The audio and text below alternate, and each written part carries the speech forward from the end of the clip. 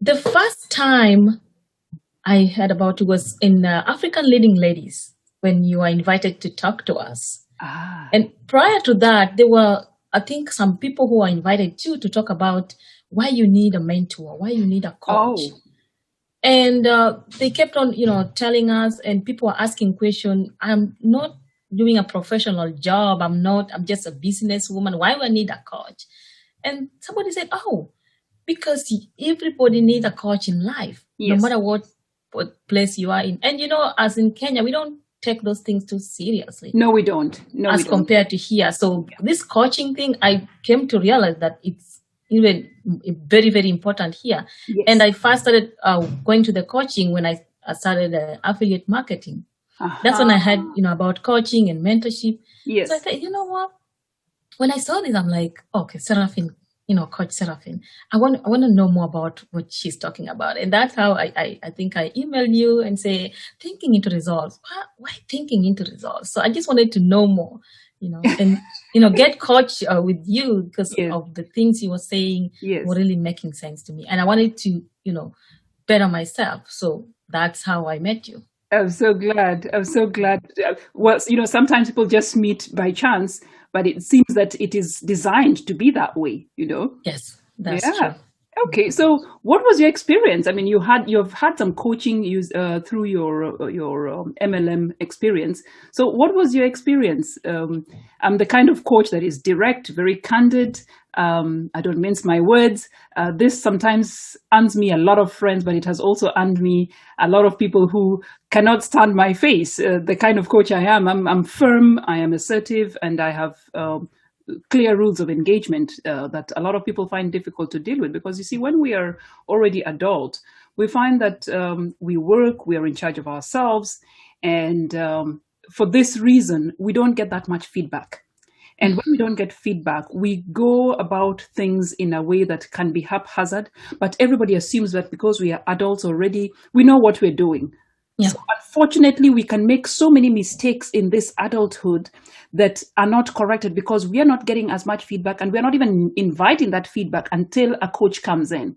But when a coach comes in, a coach comes with certain requirements that an adult person is generally not accustomed to, and usually has a difficult time taking. How did that work for you? Excuse me. That worked well for me because born in Kenya, raised in Kenya, going to school in Kenya, Yes, we have teachers that don't have time to sugarcoat. that's true. So I think it clicked so well with me because that is how I was raised. Like if you're Hmm. doing something to do it, and I also I think clicked because I don't have that passion. If you're going to do something, do it. Yes. And growing up, I didn't have a mother, I didn't have a father to take care of me. So most of the time I used to make my own decisions. And I realized that if I make the right decision, it was gonna, help me. Wrong decision cost me. Yes. So when you came in and you say, I'm a coach, I'm not gonna, follow you up. It's you. You are the one supposed to work on yourself. So I Yes. said, you see, this is the type of coaching I want. So Yes. when I compare it with the MLM, the one I was doing, the coaching is kind of nurturing. Yes. You didn't understand, that's okay. How is it okay? But I didn't understand. Oh, don't worry about it. Yes, I should worry You about it. should worry So about it it. was kind of like nurturing. Is like, but I didn't want that type of life because life is not about that way. Life is No. tough, and you No. can't face life with a lot of sugar coating, a lot of nurturing. So when you came in and you are tough, straight to the point, you have to do the work. I said, this is what I want. I wanted somebody who was going to get me out of my comfort zone and make me, do the work. If you're challenged, you do the work. But if you're nurtured and everything is okay, we say it. I'm a parent. If you just nurture, it's okay, it's okay. I don't think you're bringing up somebody who's going to be responsible. No. Okay, they wake up, they don't do their bed. You're like, it's okay. It's not No, okay. have to do it. And Yes. sometimes it needs, people to be that firm Firm. for others to realize because this is something that's going to help you. So for me, I didn't have it hard to, and it was not tough for me. I just said, this is the type of person I want. Good so what did you learn that you didn't already know? Coaching, most people come to coaching expecting that the coach is going to give them solutions. And the first thing I say to people when we start working together is that I don't have solutions for you. You have all the solutions. My job as a coach is to look at your life from the outside in and see the things that you don't see, because when you're very close to your life, Mhm. sometimes all these things that happen in your life are things that have become normal over time. So at times it's harder to recognize the ways in which you're not doing your best, the ways in which you're not being in your best element, because you're too close to your life. A different eye, a different pair of eyes from the outside in will always see something different. That's true. What did you, and that's why I say that, you come to coaching, first and foremost, the willingness to come to coaching is 50% of the work done. Then the amount of work you do is 40% of the work done. The only bit I do is 10%. In fact, sometimes that's even more than the work I do, because a willing student and a ready student and an open-minded student does most of the work. Those are the people who find that coaching benefits them the most. So how was that like for you? What did you learn?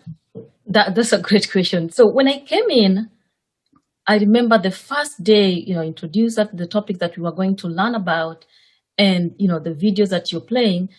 And one thing I knew was I was a work in progress. Already I started working on myself. Right. So getting something that was going to help me work more on myself was even a better decision for me to make. Yes. Because by that time I was working on changing my belief system.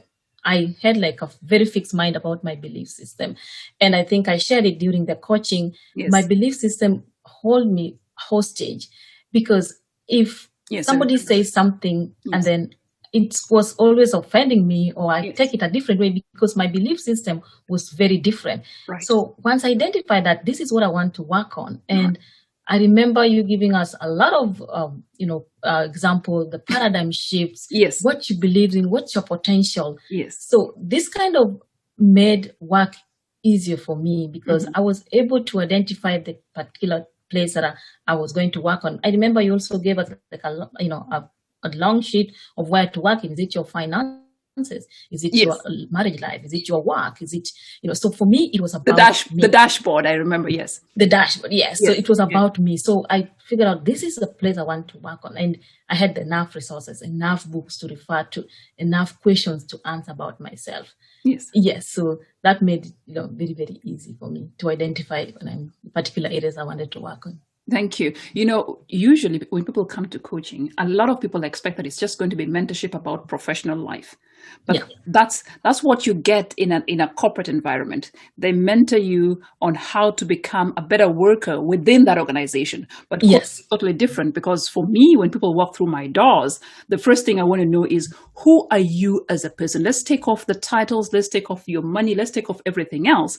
Who are you at the end of the day when we take off everything? That's the person I want to deal with.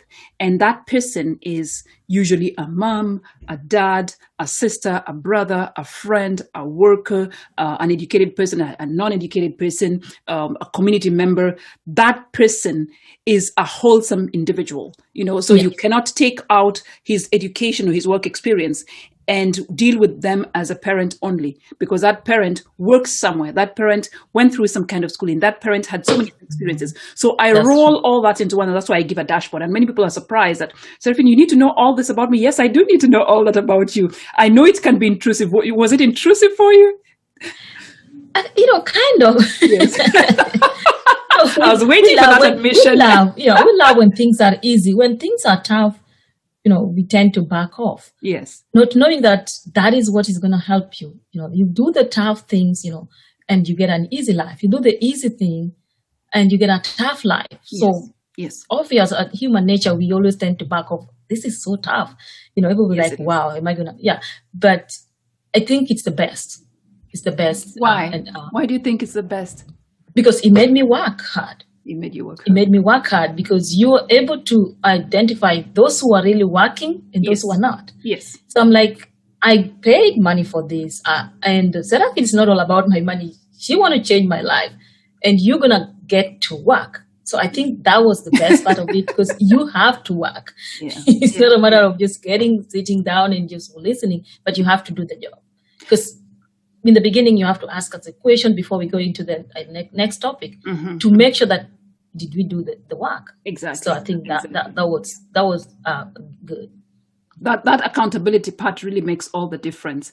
The part where you talk about doing the work, what most people think that you can come to coaching and listen. Yeah. And when you hear the coach say this and say that, and you can resonate with it, then you have come to coaching. You have not come to coaching. You've not come to coaching until you have done the work, because all the success you're looking for, all the advancement you're looking for is hiding in the work, not in my words, you know. And sometimes when I speak, people say, oh, Seraphine, I could listen to you all day. That's not the point, you know. Yeah. That's not the point.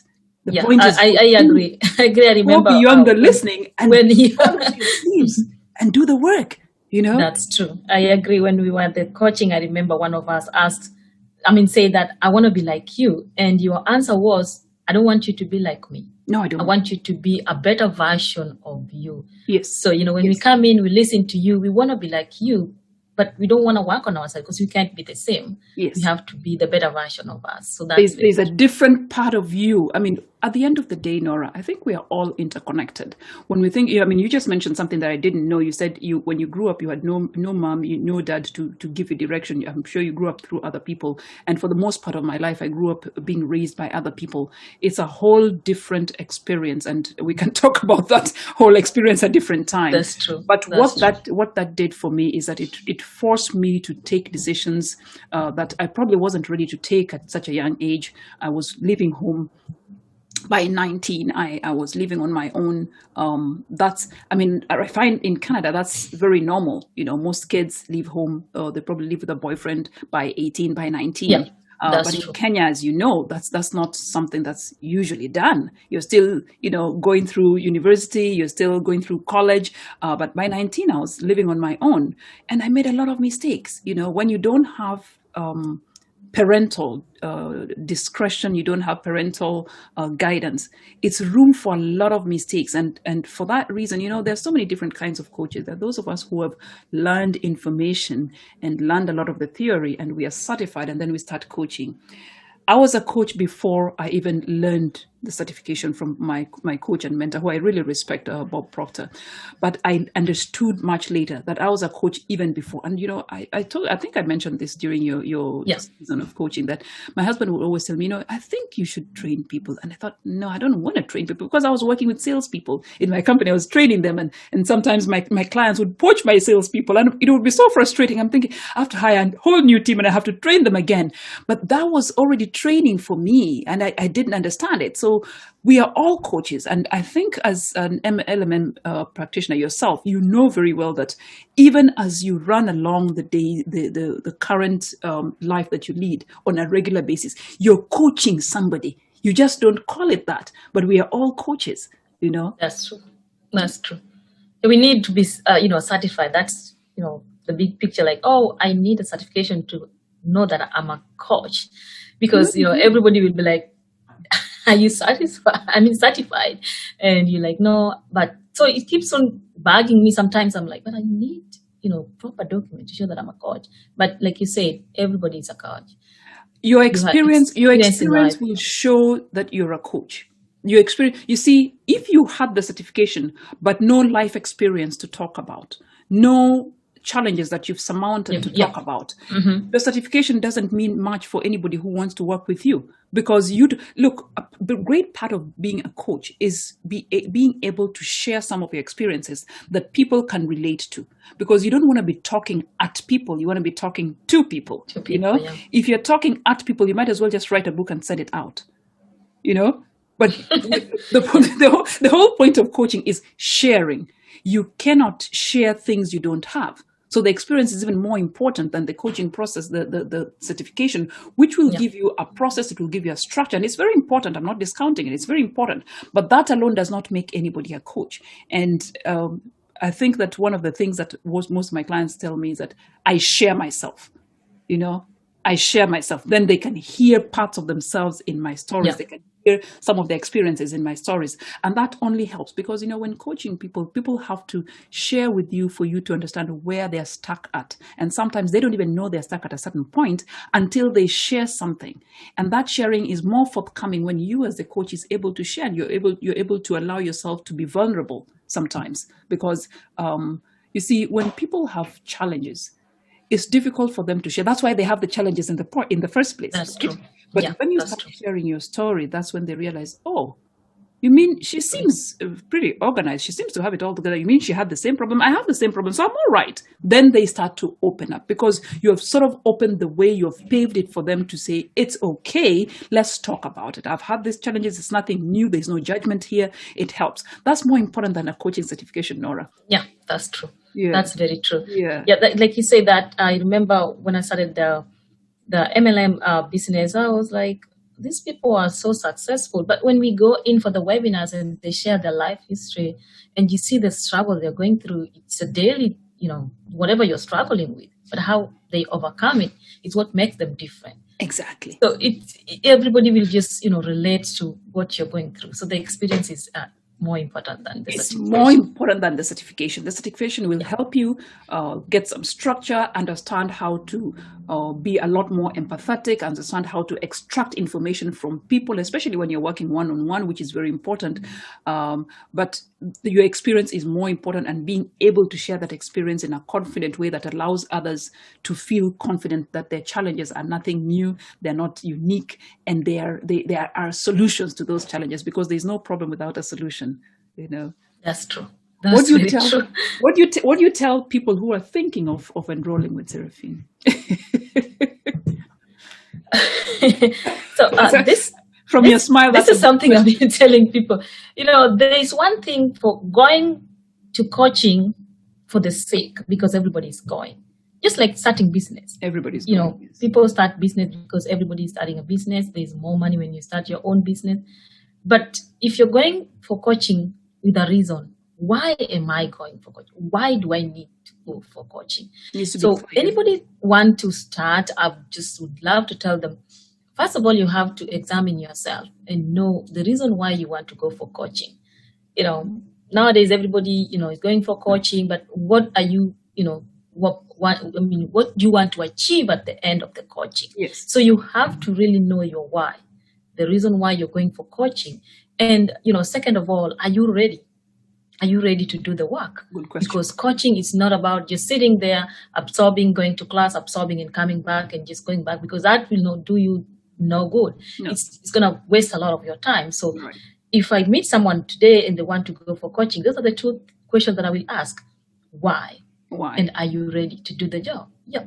And why this particular coach? And why the particular coach? That's true. Why this particular coach? She's firm. She can be candid. She can be abrupt. She doesn't mince her words either. Why this particular coach?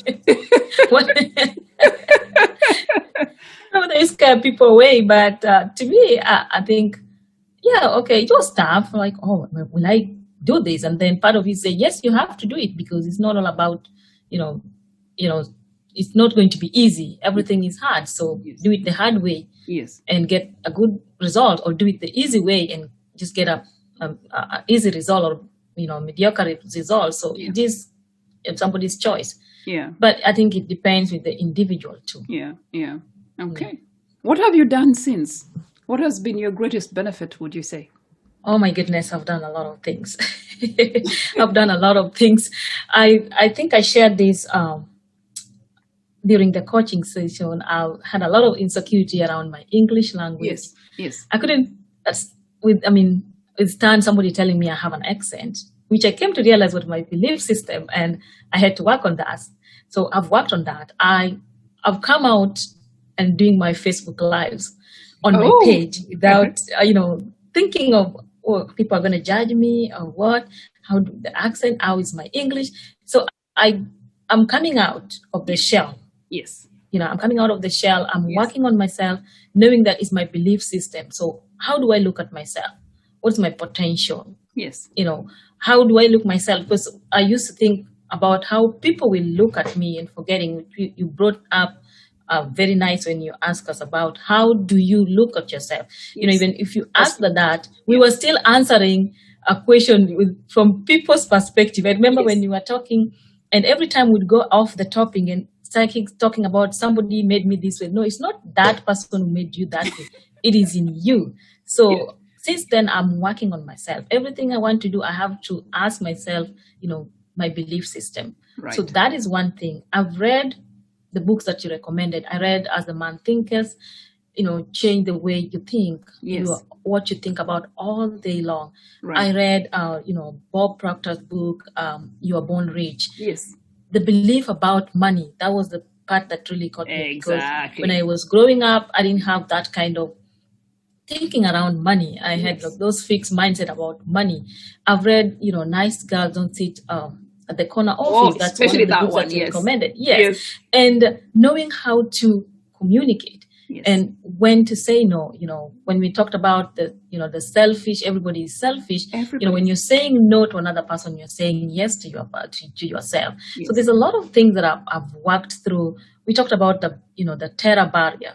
I know how to identify it and make sure that it go through it, because when it's coming, I know to identify it. So I'm still working on myself. Good. And I think I'm making progress in the right direction. But the biggest one is to overcome my insecurities. At this point in time, I should take this conversation and just put it on a billboard outside somewhere. I'm so happy Which I don't think I would do, because when I joined a group that we used to do the 90-day video challenge, where you sit in front of the camera, because so many people, okay, me included, we don't like to hear our voices recorded. We don't want to see our faces on camera. Yeah, so that was to overcome that. But just going out there, how people are going to listen to how I have an accent. So these are the things, just overcome them, and I'm still working on myself. I'm so glad to hear that. So I've gained a lot, and like I told you, I don't think it's going to end soon. It's a work in progress, which it's lifetime. We are all work in progress. I'm still work in progress. It never quite ends. The more I think I've worked on myself, the more I realize, no, I need to do more work. More, yeah, that's true. Yes. Remember when you hit the terror barrier, you come to a new normal, and then now you have other challenges. Another one. Yes, because we are growth-seeking organisms. We are always growing, and we must always grow, because we'll never really reach our potential. Never. It's too high. It's too great for us to ever reach in this lifetime. But we keep seeking. That's how we keep growing. That's true. Thank you so much, Nora, for your time. I really appreciate you taking time to share your experience with us, share this with our viewers, and I can't wait to speak with you again.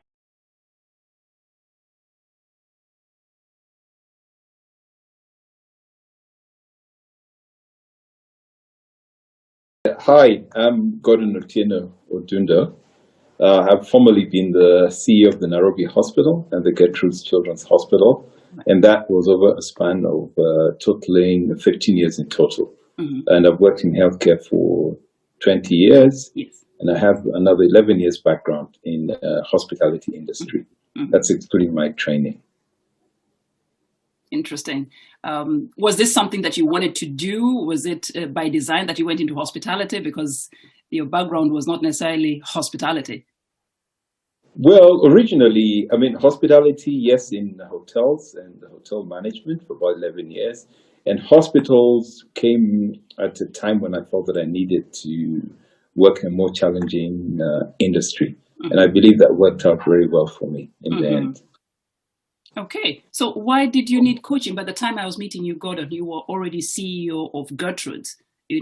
You had risen to the top of where you could have gotten to in terms of your career within that particular organization. Why did you need coaching? Well, I'd never, to be honest, had any formal coaching. Mm-hmm. Until I met you, and basically, yes. So I found it interesting, and when you said, "Gordon, this is the program. Would you like to do it?" Mm-hmm. And I quickly remember I said, "No. Well, it's why not? Because at leadership positions, although it seems fashionable now, it seems like a trend that most leaders, particularly in the West, always have an executive coach and really coaching. In our part of the world, which is Kenya, really, it's something that is starting up." By the time we took it off, I said, wow, this would be nice. How can I have somebody to coach and mentor me? Because half the time we're doing it for other people, and nobody ever sets it up for you. And that's the reason why I took it on. That's right. When you're at the top level of any organization, most people expect that you know everything anyway. And because you're usually the one giving instructions, giving guidance, giving counseling, giving direction, it's expected that you know everything. And that can be a very lonely place for most leaders. You find that you give a lot of feedback, but little feedback comes back, usually because people don't want to upset you if they have some feedback that may be seen as negative. And sometimes they just assume that you know. So you find yourself in a very difficult place where even the situations in which you need some guidance, some feedback, it doesn't come very easy, and it takes you allowing other people to give you that feedback and say, hey, I need this information. And sometimes it takes a bit of vulnerability. How did that work out for you during our coaching process?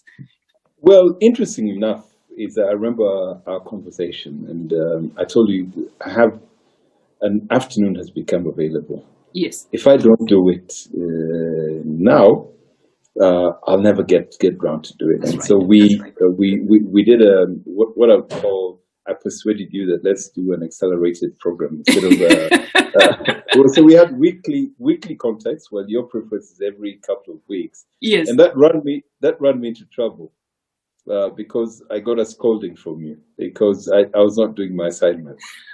so you can imagine here, I'm a top CEO. I come and was it that bad? Was it a scolding really? I hit you a little bit on the backside, but was it a scolding, Gordon?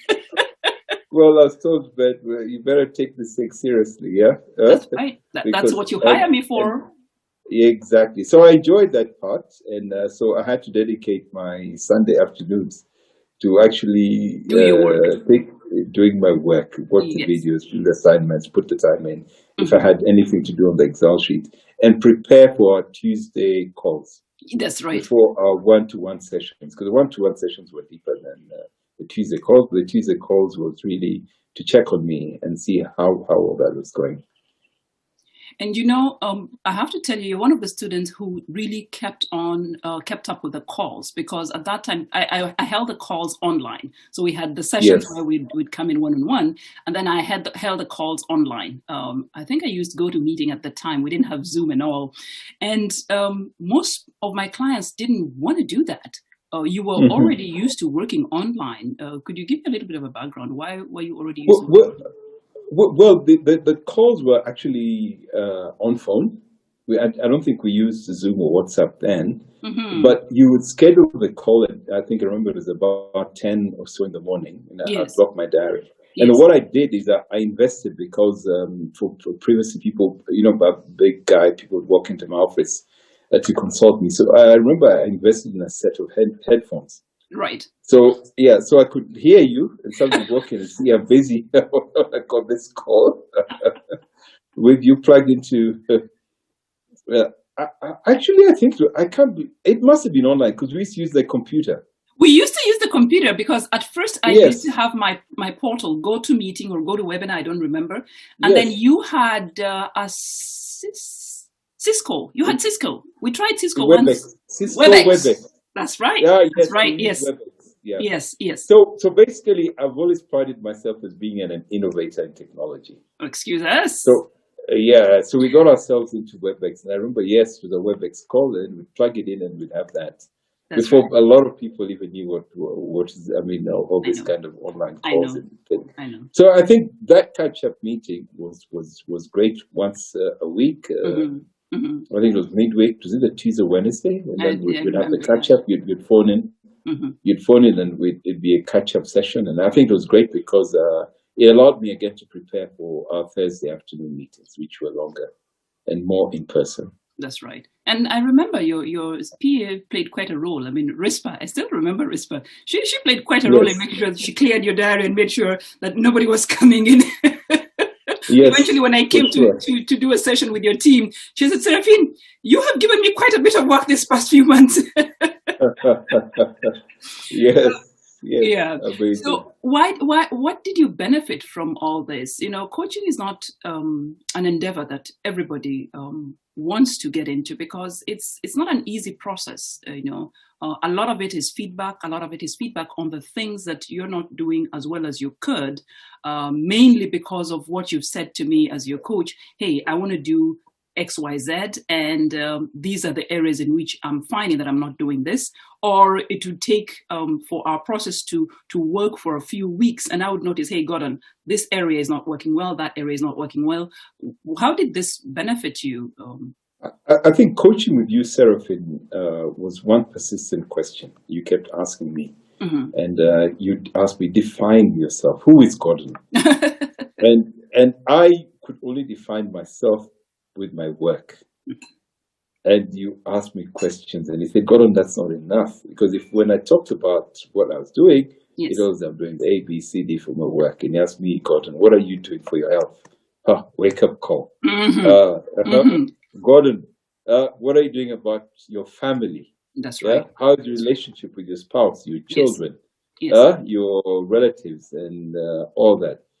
Gordon, tell me about what else you're doing, and I'll tell you I'm doing A, B, C, D. And you say, why are you doing that? How is it going to be a benefit for you? And I know it can be very intrusive. I know it can be very intrusive. Yes, but it really helped me change everything that I was doing. And I remember you asking me, what are you doing for Gordon? Yeah, so if I fast forward from that, you even asked me about my social networks. I remember you told me I must join a men's chama. So, I joined a very good chama. Yes. It's very impressive, because if you had not prompted me, if people had asked me to join, I'd not have joined. I joined another one, which is for people slightly older than me. And no frills, it's very social, but they're able to advance you money if you want easily. But it's nothing, doesn't take a lot of work. You just have to be there, chat with the guys. So I'm in 2 chamas. Okay. And then on the spiritual part, I also got involved in a men's group as well, which you may not know about. I'm not aware about that. Involved in a men's fellowship, which a lot of men don't have. Men don't have a social network. That's right. So we suffer internally and whatnot. And those are the kind of things that benefited me. Yes. And then my personal life invested more in my relationship with my spouse and doing things together in terms of reassigning even personal investments and looking at even, I remember very well, you asked me about my health and everything else, and you kept on pointing at my belly. And I can proudly say that the belly wasn't too bad, but it needed some work. Yes. No, well, I still struggle with it because, of course, reduced metabolism. But now I'm doing what is called a 365 movement, where my target is to do daily exercise for a whole year. Right. And I have maybe just like about 100 days to go to complete that whole year movement thing. So it's part of also being. I think I've lost you there. I think I lost you for a minute. You were saying it's part of being? Part of your mental health, part of being physical and mental health, because if you're able to maintain a good fitness regime, then it takes care of everything else. Of course. How you are. So there's a lot I can say about the coaching that you did.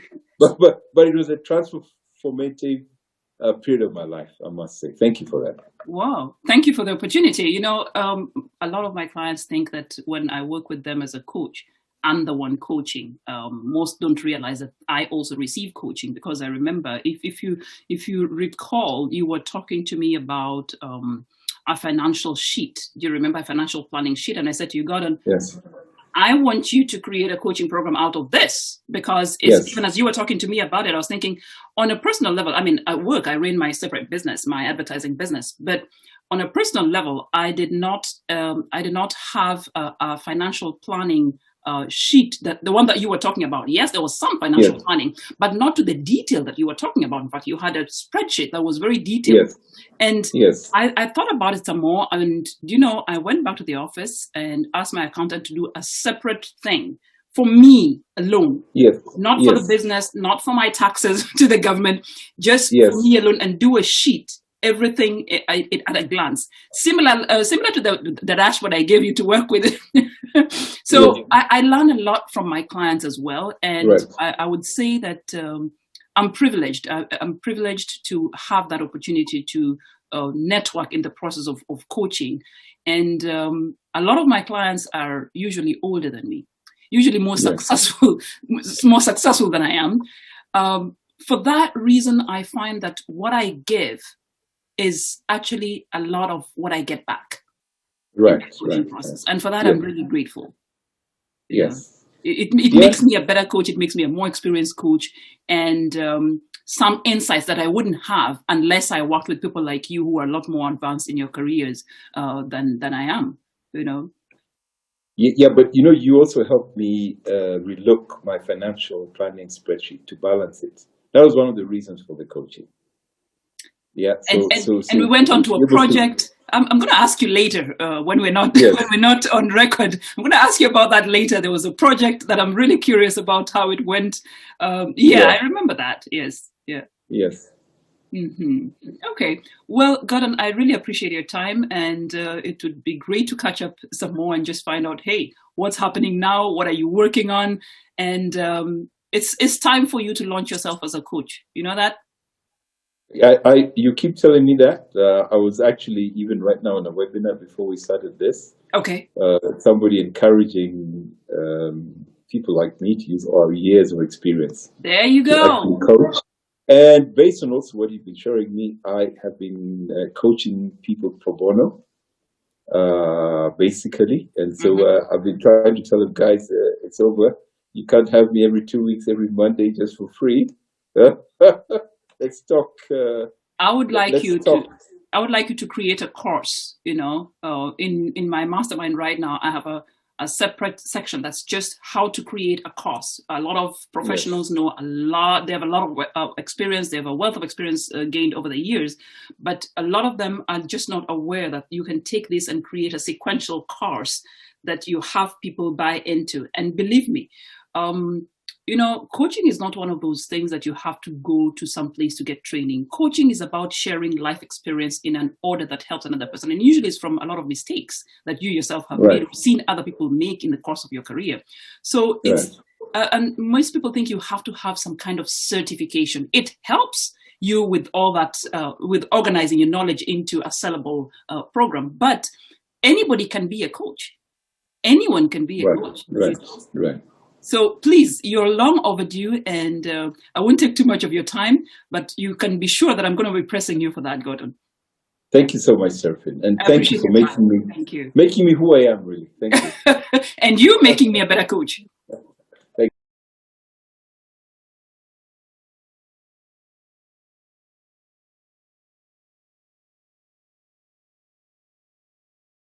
So Sheila, please introduce yourself. Tell us who you are and why it is that we're talking to you today. Okay, so I would say that Sheila is, I think I'm a person that my role is basically to just make a difference to people. Right.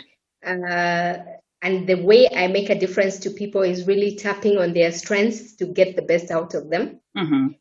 So I get that opportunity, whether it's in the workplace or in my personal life. Right.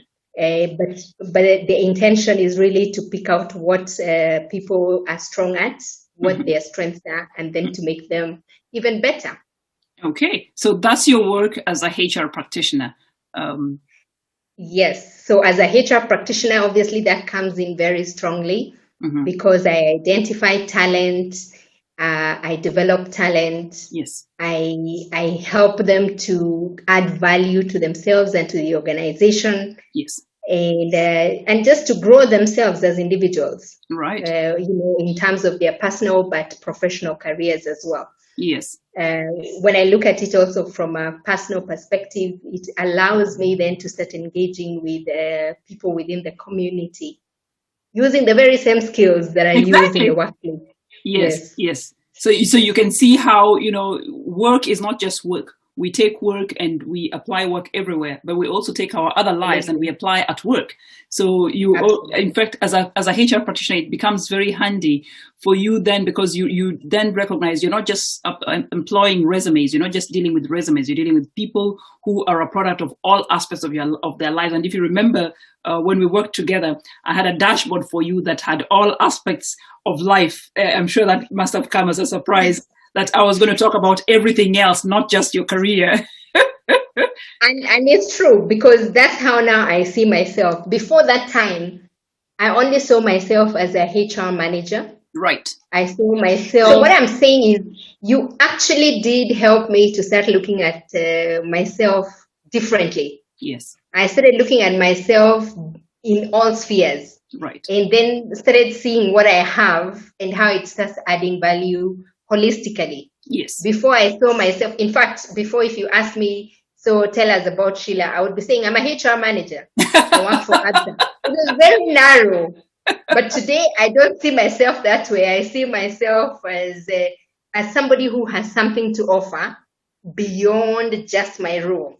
In an organization, because that organization is just where you work now. It doesn't begin to define who you were. Mm-hmm. Very true. You realize how many people are still there. Very many. Actually, this week we've been having conversations around, we are reorganizing. And there are people that we are talking to and saying that, their roles no longer exist. Yes. And you can actually see shock. They've been there 20, 30 years. And they're surprised. But I guess it's because they haven't seen what they can be beyond just a job. Yes. They are the job, and the job is them. That's what it is.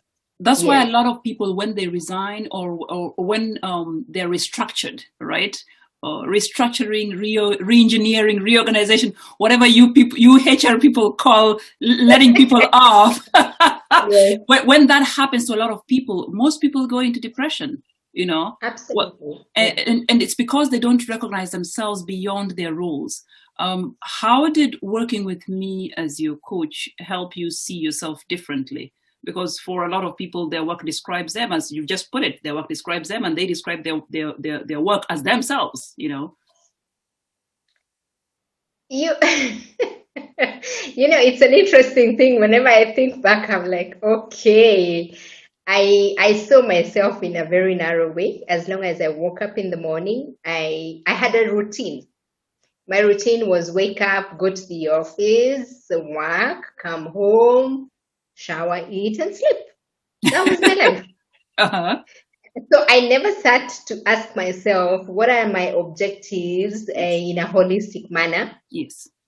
How do I look at my total life and get satisfaction in all aspects? It was a foreign thing. You actually introduced that, and I use it up to today. And so when I speak to other people and I say, no, you need to think about yourself like this, yes, they think I'm very intelligent. Well, you are. Come on.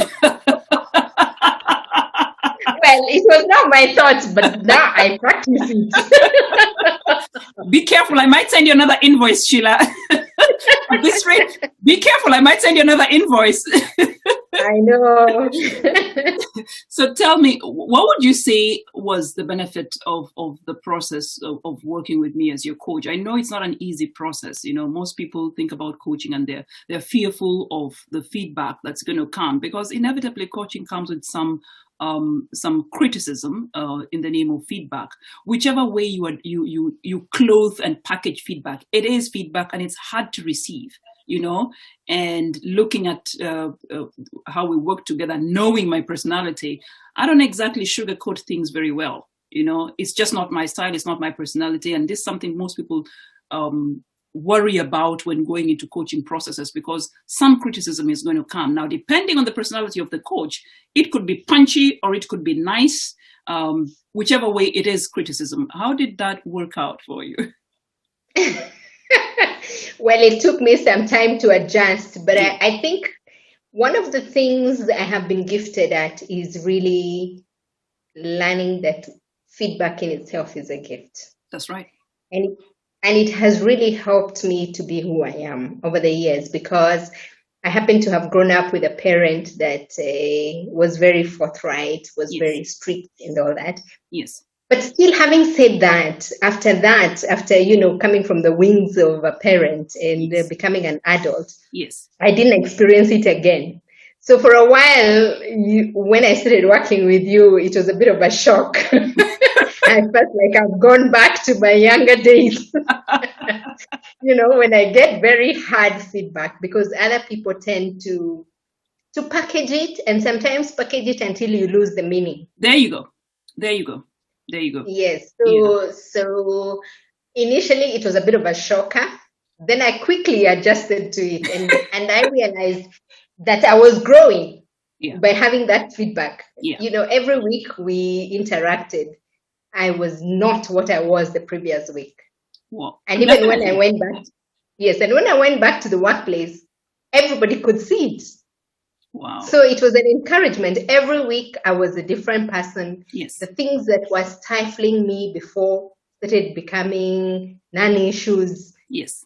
Then I realized, okay, it's painful, it's difficult, but it's making a difference. Yeah. It's, the decision to go into coaching is, something that people do when you find yourself between a rock and a hard place, and you realize this doesn't have to be the way of life, because other people, I see them doing better, feeling better, looking better, going farther than I'm doing. And I don't see what I'm doing right now that can help me do the same or better. So what is it that I'm going to do? And then coaching becomes the option.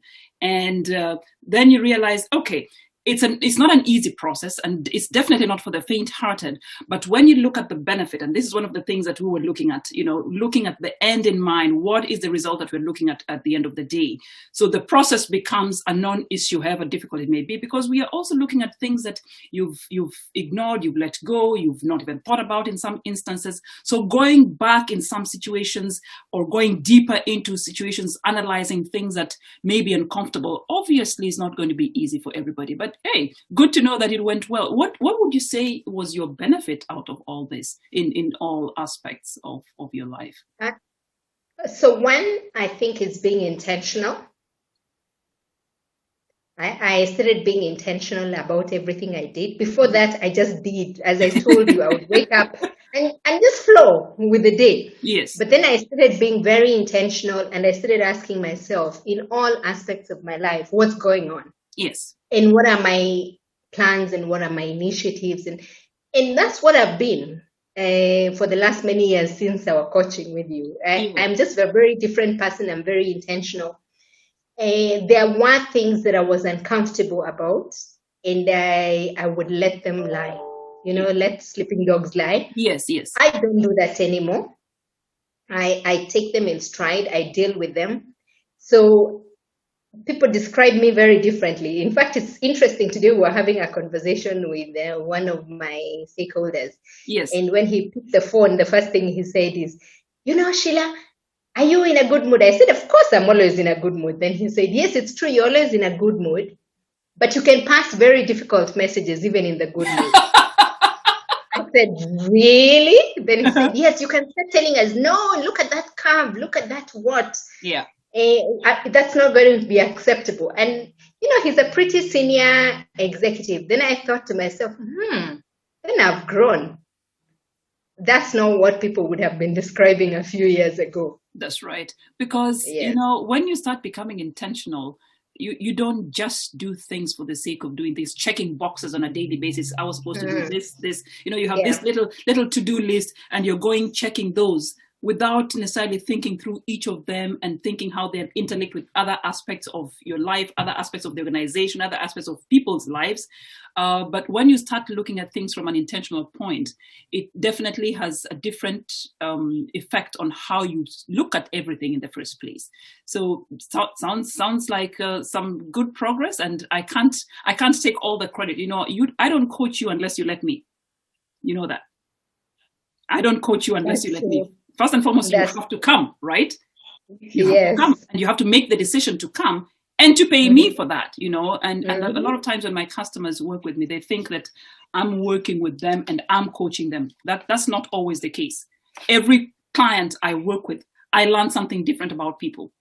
When we talk about experience, being coached is not just about the coach giving information. The coach is also receiving a lot of information, a lot of perspectives about the different people that they work with, the demographics, the situations playing out in the background with those clients that she works with. So I have to tell you that with each coaching client, and you in particular, it was also a very enlightening experience for me, because I had to realize, okay, so there are people I work with and they come from this place where they already know some things and they're comfortable, they're confident knowing that, yes, feedback can be given in this way. And others come and the feedback you have to package the feedback differently. Even if you know that it's going to be useful, you have to package it differently. But at the same time, it also helped me understand that, yes, your feedback may be punchy, but if the client is coming back, and not because they're paid, if the client is coming back, but with feedback about what feedback they have received